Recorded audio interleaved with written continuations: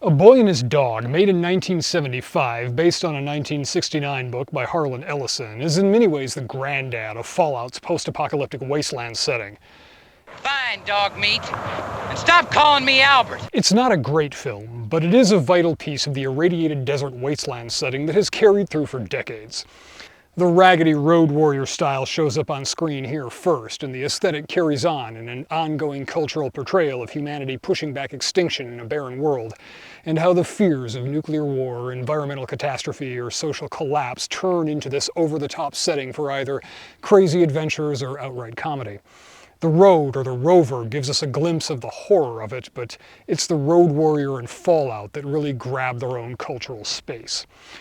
A little absurdity lets us hold it at a distance.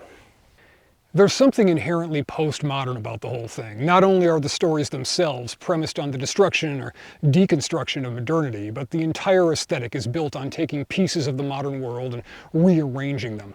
Not so much making something new as presenting the old in new ways. Just to get it out of the way up front, every character in this thing is a piece of shit, including the dog. I told you to stop looking at me like that or I'll bust your teeth out. Now get that stuff off.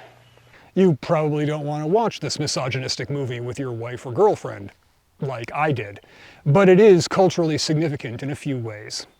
We begin with Vic investigating the screams of a woman being attacked by a gang of wastelanders. And I wouldn't bother going down in there unless your taste has changed radically. They left an ugly mess. Yeah, he and the dog have a telepathic link and a symbiotic relationship. Vic gets food and opens the cans, and the dog, Blood, sniffs out women for Vic. There's several very knowledgeable solos around town who'd be delighted to work with an accomplished female provider like myself. I also don't like being threatened. It's not a threat, that's a fact. Not so he can save them from raiders. Vic is not a good guy. Hell, they didn't have to cut her. She could have been used 2 or 3 more times. They visit a little trading hub that has some similarities to later examples like Bartertown or many of Fallout's settlements, Megaton for example. Later they end up in a massive underground shelter with its own closed and rather disturbing society, modeling itself on classic Americana but with dark secrets, not unlike a vault. Among their problems is a gene pool and fertility issue, which they use Vic to help solve. You mean you want me to knock up your broad?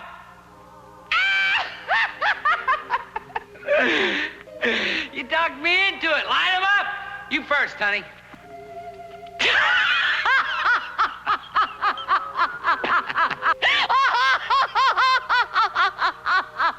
But we'll return to that shortly.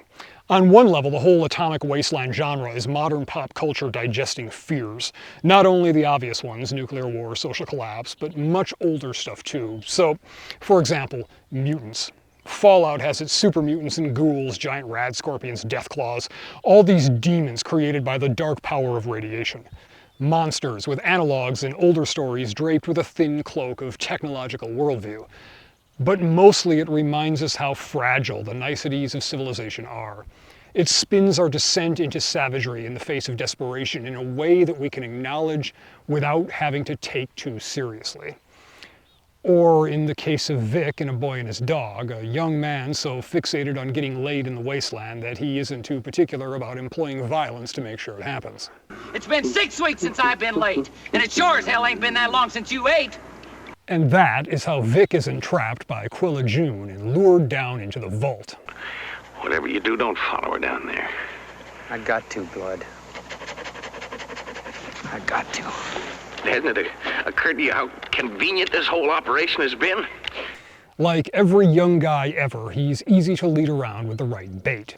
He tracks her and makes his way into the down under. It doesn't go the way he expects. He has entered into a whole new world of underground American kitsch. It's a simulacrum of a quiet little town, and nothing will be allowed to disturb it. Anyone that steps even slightly out of line gets sent to the farm. Defiance of this committee, duly elected and ordained by the people, will not be tolerated. The farm, both of them. Let's make these heart attacks. And Vic is at the mercy of this clown council that has plans for him. See, Vic is going to be breeding stock, but not in the way he had in mind. However, things don't go as Aquila June planned either. Then marry her off to Harriman and his boy. What's his name? Charles. Charlie, yeah. That don't cool her ambitions. Farmer out. So she helps Vic escape, they fight their way out and make it back to the surface. There really is a lot more movie than story in this one. The ending is infamous, but entirely predictable. If you love me, you'll come on too. Vic and a well-fed dog head off for the next warped adventure in the Wasteland. In many ways, A Boy and His Dog is the prototype for the entire genre. Not only the Wasteland setting itself, but various story tropes. The breeder plot is the central story of Hell Comes to Frogtown, with Roddy Piper clamped in an explosive chastity belt that only his assigned doctor can deactivate. The comm block had the Polish film Sex Mission about two regular guys that wake up in a vault staffed entirely by women. Now I'm sure someone can do a deep dive into the psychology behind the appeal of these last man stud stories, but I'm much more interested in the cultural role these wasteland stories play. Scraggly but tough survivors picking a living from the bones of the old world and fighting raiders, mutants, and rad scorpions. Of course we have to look at 1977's Damnation Alley, based on a Roger Zelazny book written like A Boy and His Dog in 1969. The film suffered from budget issues and a mess of release slate and studio politics conflicts that are more epic than the film's story, but conceptually it's another foundational piece of the genre. Nuclear war leaves the Earth an irradiated wasteland full of mutant creatures and knocked off its axis, and we follow the adventures of two members of the US Air Force while they drive across the country in a souped-up RV to find the source of a repeating radio signal. In Zelazny's novella, the character is a biker named Hal Tanner, who does not go to Frogtown. He's offered a pardon for his crimes in exchange for transporting a new vaccine from California to Boston to save the people there from a plague. The motivation in the film is much weaker, but it's the Wasteland. What else are you going to do with your time? Along the way, they meet survivors, fight mutant critters, raiders, storms, all the classic Wasteland obstacles, all presented in a cheesy makeshift way that gave the film a low-budget retro feel even at the time. And it was another of the foundational inspirations for the Fallout series.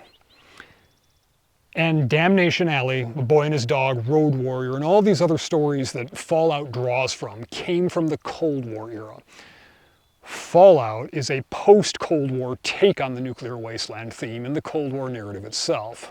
Red China replaces the defunct Soviet Union, but the 1950s retro future destroyed in atomic fire goes to the core of the Cold War fears. And Fallout specifically, and the genre more broadly, continues to have a strong appeal. So why does any of this matter? These post-apocalypse tales are part of a long tradition of end-of-the-world stories across cultures. It feels a bit off to consider goofy nuclear aftermath movies like Six String Samurai or A Boy and His Dog as being related to the story of Ragnarok, the biblical flood, or the prophecies of Revelation, but they all deal with the end of the world as it is and what happens after. Tribulations and the coming of the kingdom, if you prefer. But where these old myths had the end of the world coming about through a cycle of destruction and rebirth or through divine retribution, now the stories have us being the direct cause of our own destruction. Whether in the films mentioned here that generally have war as the cause, but also the related genre of disaster movies where the flood, plague, ice age, whatever, is brought on by climate change or scientific experiments run amok. Point being that end-of-the-world stories are very old, but now the gods that destroy us are ourselves. Of course, another piece of it, at least I think, is that on some level and at some point, we all want to see the status quo get toppled. When it happens through civilization-ending war, it's the result of a broken system rather than some uncontrollable outside force. There's a little bit of this idea of, you were right, they did fuck it up just like you thought they would, that's embedded in it. It makes it kind of validating in a way. And in the end, these broken worlds are still inhabited by people pretty much the same as us. Some good, some bad, but all trying to make the best life they can under the circumstances. There's probably some unintended pan-cultural message in there somewhere. In short, these post-atomic war wasteland stories are now woven into our long history of apocalyptic literature, reinterpreting old fears through the lens of our vastly increased destructive capacity. They represent a shift in our collective worldview of taking responsibility for our own destruction, not by displeasing the gods, but by our own hand. And A Boy and His Dog is one of the foundational stories of this self-destruction mythos. A Boy and His Dog is also set in 2024. Let me know some good sci-fi set this year that we should take a look at.